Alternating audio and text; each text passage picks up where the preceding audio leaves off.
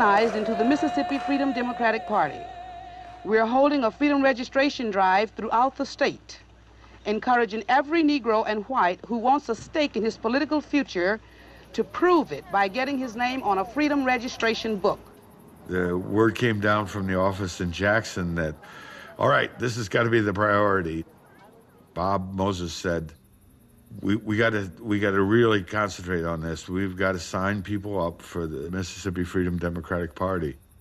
We were going to go to Atlantic City with a delegation of black Mississippians to challenge the white delegation at the Democratic National Convention. Our case was pure and unadulterated exclusion and discrimination. We regarded the delegation sent from Mississippi, an all-white delegation, as illegitimate under the rules of the Democratic Party, and we argued that our integrated delegation from all the counties in the state should be seated instead.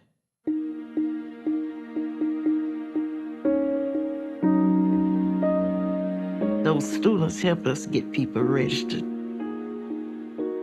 We registered thousands. I guess people were just fed up. People were hunting you to register to vote. You didn't have to just go to their house. They wanted to put their name on. Any place people congregated, we're there with our forms. It wasn't complicated like the official voter registration form. And it was confidential. It wasn't going to pass through the hands of the white people down at the courthouse. We have scheduled precinct meetings and district caucuses. And on August 6th, here in Jackson, we will hold our state convention. At that time, we will elect a slate of delegates to the National Convention in Atlantic City.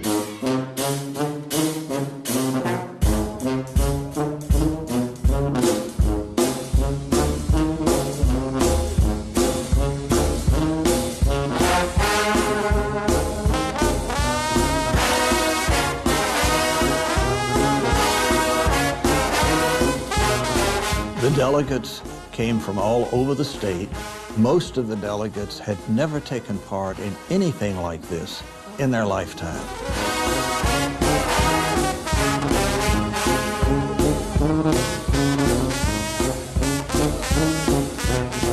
I was happy, really, because I did not think I would be a delegate. I didn't. And I was one of the first ones that they selected.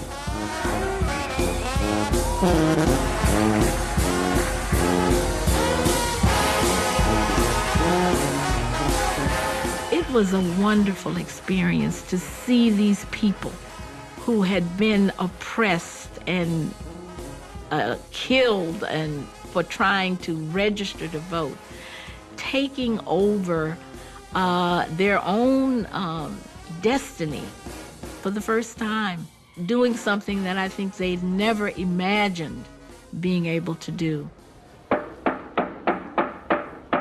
Will the delegates please be seated? The state convention for the Freedom Democratic Party is now in session. Out of 68 people in the delegation, 4 were white. The regular delegation was all white, had no blacks. So we are integrated at that point, and they are not. Joseph Rao agrees to be the chief counsel for the Mississippi Freedom Democratic Party. Rao was a Washington insider from way back in the 40s, and he had worked with all sorts of liberal causes and politicians. He was a lawyer for United Auto Workers, was very powerful. And that's a great person to have on your side. Mr. Rao, what is your dispute with the regular Mississippi Democratic delegation? Very simple. They are disloyal to the National Party. They exclude Negroes who would help the National Party from their roles. They have engaged in the terroristic activities in Mississippi. The people in Mississippi didn't know how national politics work. They didn't know how conventions work. Rao did, and he was the one who said that, I think we can do this.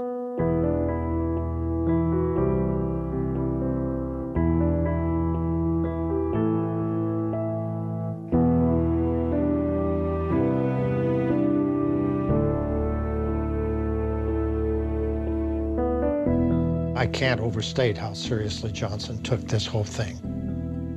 He believed that Bobby Kennedy, who was then Attorney General, was going to use any disruption at the convention as a vehicle to displace him as the nominee. The second thing he was concerned about is he wanted to keep the regular Southern wing of the party in the party, that whole battle would cause a split within the party, which would drive out the regular Southern states.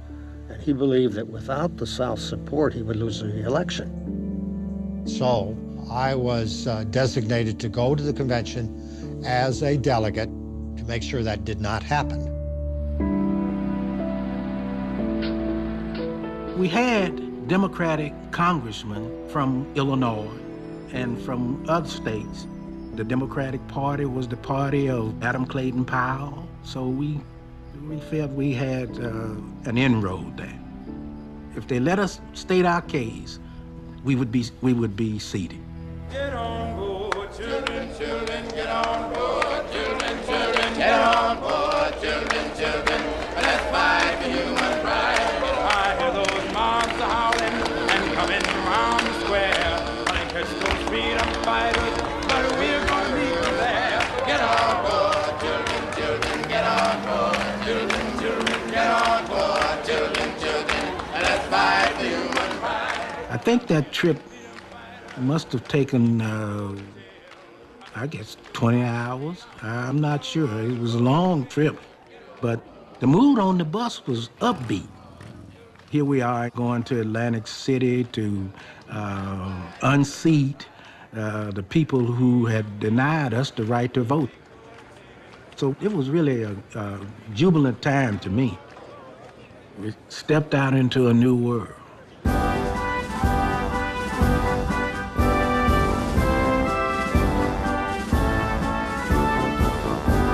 On Monday, the 1964 Democratic National Convention will open here in Atlantic City, a resort 100 miles south of New York. The job will be to nominate President Lyndon B. Johnson as the man to take on Senator Barry Goldwater in the presidential election battle in November.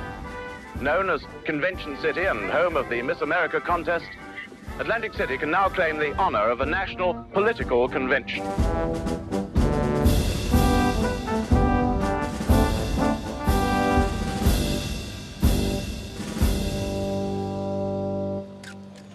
These people were beauticians and farmers and mechanics, and they had kind of baggy, worn suits and funny-looking dresses in some cases. They weren't slick like the rest of the delegates were, so people weren't quite sure what to make of these people.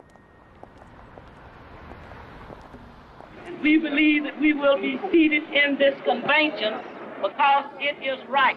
When you tell the truth, you don't have anything to hide. Outside the convention hall, we had a vigil, went on 24 hours every day that the convention was in session. It was, great for us who'd spent time in Mississippi to see not only people from Mississippi there and not only volunteers there, but larger groups of people who came from all over to support the Mississippi Freedom Democratic Party. I know the boardwalk was covered with people. I think it was hard to walk down the boardwalk because there were so many of us. Go tell it on the mountain, over the hills, everywhere. Go tell it on the mountain, to let my people go.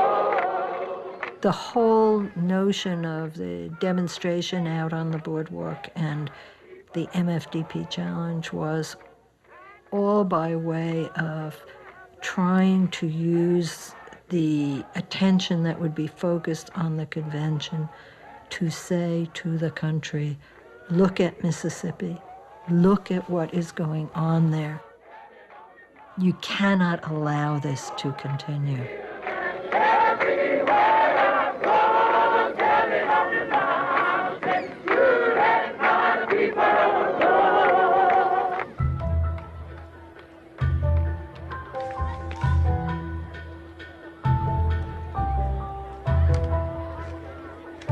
We had to go to the delegations from the various states to make a case that had never been made before, that an official delegation that came from a state should not be recognized, and an entire challenge delegation should be recognized in its place. They were very confident coming to the convention. They had every reason to be confident. The Mississippi Freedom Party had morality on their side, which is a powerful force in politics. So this was a revolution that they were starting within the Democratic Party. Mr. Rao, when will the fight come and how? Well, the fight comes this way. On Saturday afternoon, there will be a hearing before the Credentials Committee, and we will present our case. This was before the convention actually formally met. These 108 people would listen to the Freedom Democrats. Then if only 11 members of that committee would file a minority report, that would mean that it would go to the convention floor in front of a national television audience. Why the Freedom Democrats would win, because their case, of course, was so strong. Are you hoping that President Johnson will come out on the side of your party? No, I think that'd be a mistake. I think it would be a mistake for the president to take sides, even our side. All we ask for is benevolent neutrality, by which I mean real, honest-to-goodness neutrality. I don't know how anybody can stop what they're doing on the Freedom Party. I think it's very bad, and I wish that I could stop it. I tried, but I haven't been able to. Last night I couldn't sleep. About 2:30 I waked up. Lyndon Johnson literally was so fearful that the convention was going to blow up that he essentially went to bed for 2 or 3 days and had what amounted to a nervous breakdown. He told his closest advisors and his closest friends that he was going to quit, that he couldn't take the pressure. I do not believe I can physically and mentally carry the responsibilities of the world and the Negroes and the South. I thought about it a good deal this morning.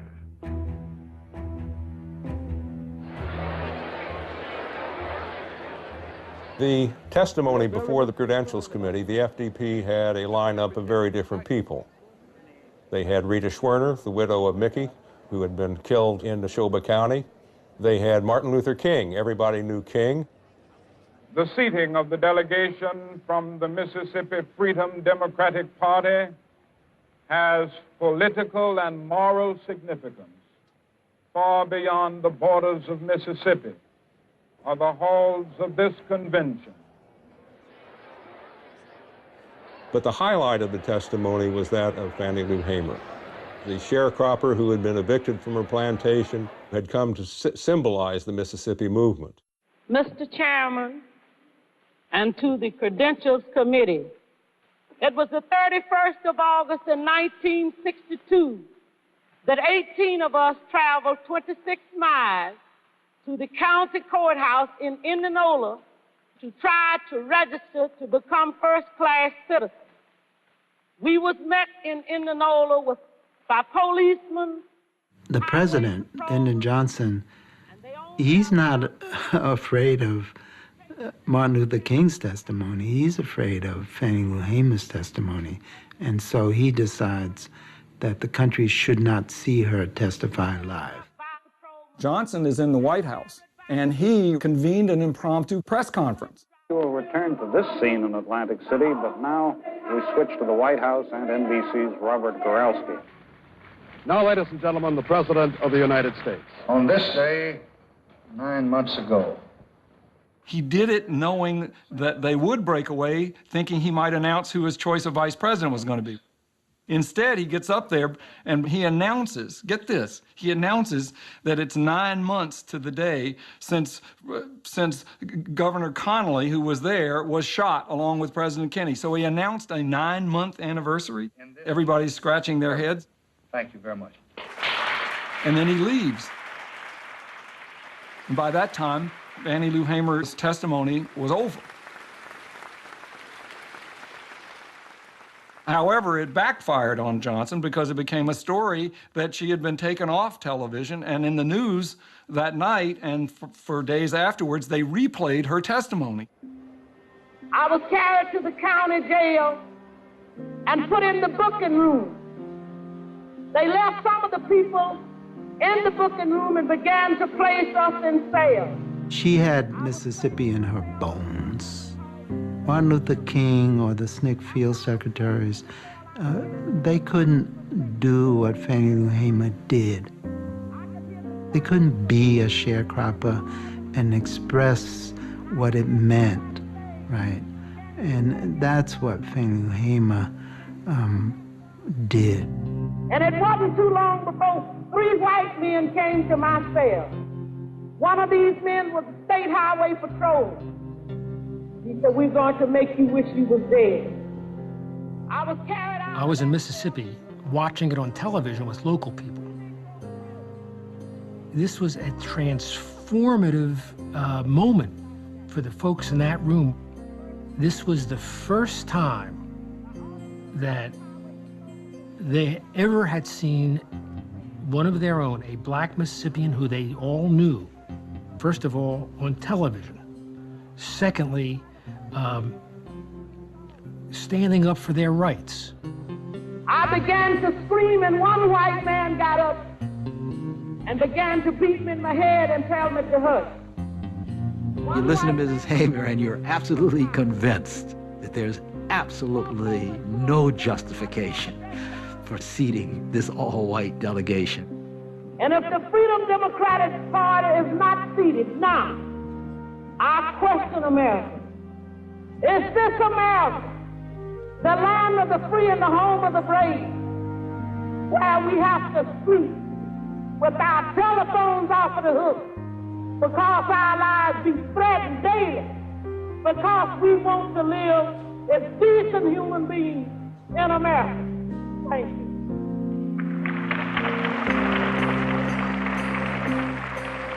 That testimony offered in public session last Saturday, we are told, had the greatest impact on the women members of the Credentials Committee, and it is from among them that a sufficient number has been found to make a minority report possible. The Freedom Democratic Party has done everything in its power, as I listened to the testimony, to abide by the laws and rules of Mississippi. I think they ought to be seated in this convention. I think they represent about 50% of the population of Mississippi, all the Negroes in Mississippi who are excluded from voting and participation in the regular Democratic Party. And I think certainly they're entitled to representation.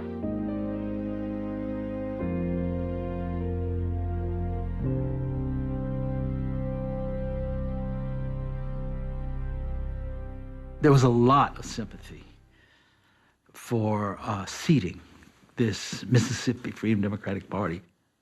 But once you see that Lyndon Johnson has shut down Mrs. Hamer during her live testimony, and you can't help but wonder, what else is he going to do? And how are these delegates going to respond when there's real pressure placed on them?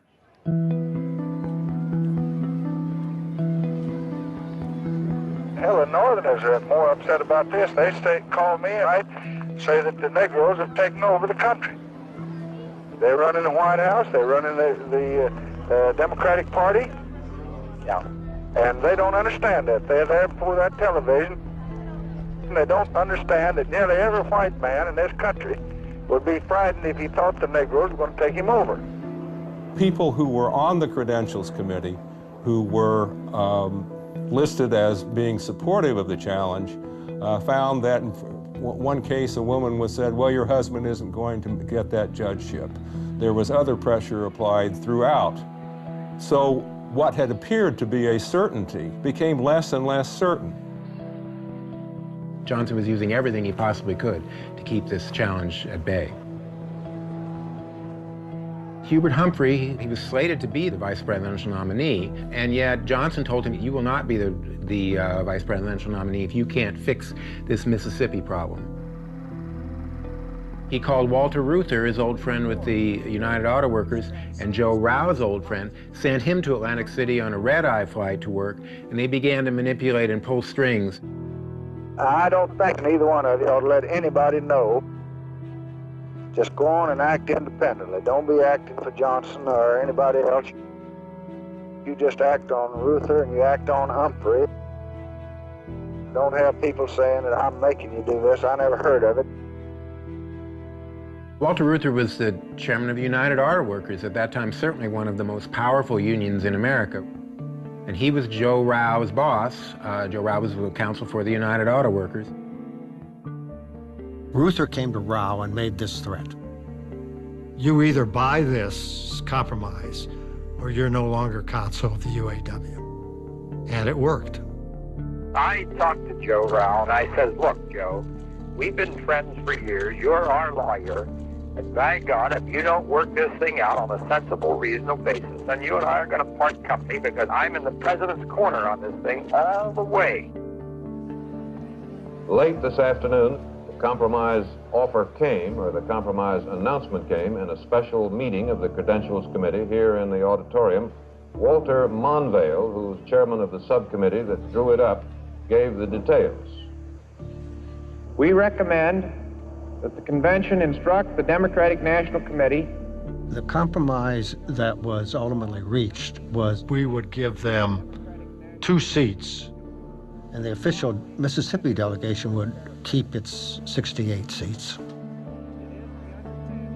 Someone came in and said, they have offered us a compromise. And at that point, some of us that was there jumped up and said, oh, hell no. We didn't come all the way here to Atlantic City for 2 seats. We came to unseat them, to come back to Mississippi representing the Democratic Party. Last night, Congressman Adam Clayton Powell of New York City came by our CBS News studios, and I talked with him. You would recommend that they accept that compromise of half a delegation? Oh, yes, very definitely. Adam Clayton Powell, he came and telling us that you all got to do this. This is politics. You give and you take, and you compromise. The black establishment just couldn't comprehend that this group of people, these sharecroppers, these maids, these small farmers, these people from Mississippi backcountry would walk away from what these generous white people had offered. They couldn't understand that. Adam Clayton Powell didn't know Fannie Lou. And he walked up to her and he said, you don't know who I am, do you? And she just read back in her seat and said, yeah, I know who you are. You are Adam Clayton Powell. She said, but how many bales of cotton have you picked? How many beatings have you taken? He couldn't say nothing.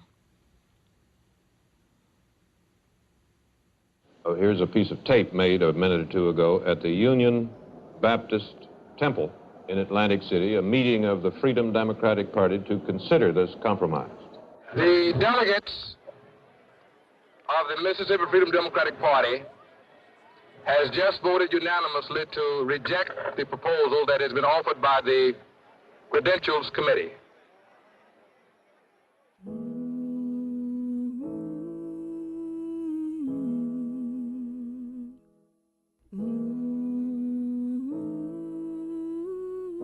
We missed a golden opportunity this country did to come out and show the world what a democracy really should look like and how this country would stand for and protect people who were fighting for the Constitution of the United States of America.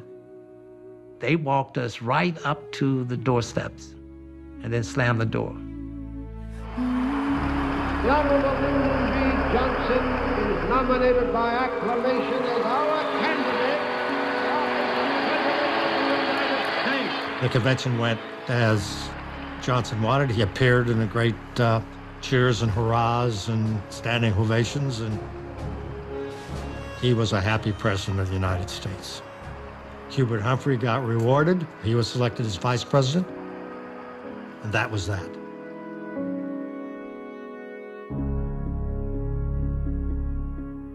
I felt bad that we had not unseated the Mississippi delegation, but Fannie Lou and I came home with the feeling that our mission had not ended.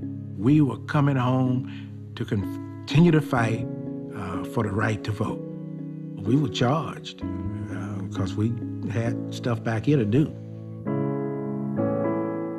Under this act, if any county anywhere in this nation does not want federal intervention, it need only open its polling places to all of its people.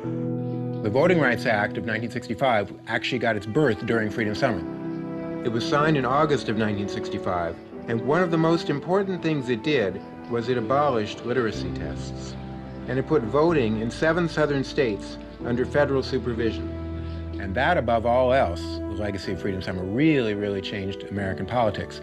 By the end of 1965, 60% of blacks in Mississippi were registered to vote.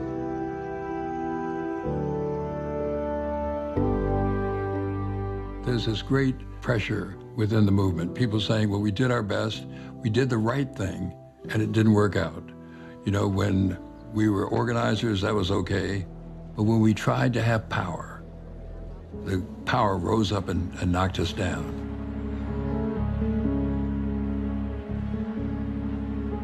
After the convention, the movement changes.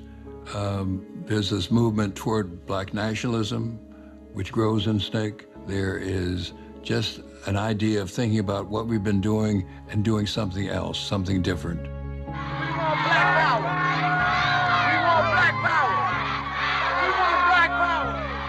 We want black power. We want black power. When I was leaving Mississippi, I did not want to go. You know, you fall in love with the people, you fall in love with that community, that wholeness that you have when you're working as a part of something that's meaningful.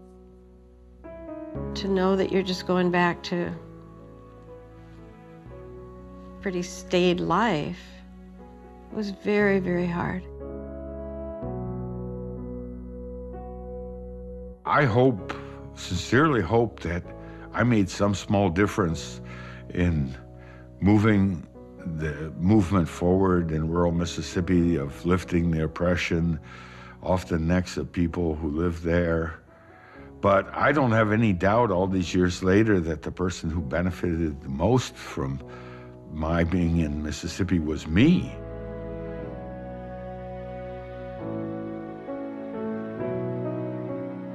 I have an experience that's unique among white Americans of an understanding of race that isn't possible to get hardly any other way.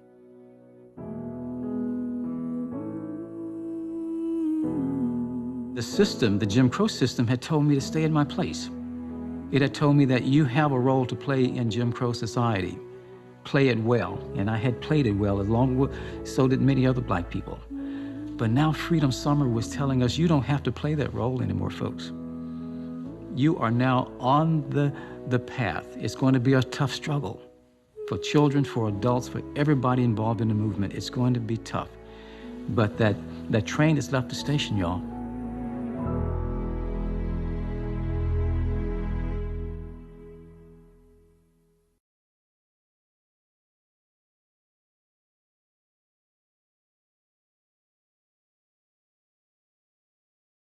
This is another World Point with Ken. You can find me at kennethbprice.com.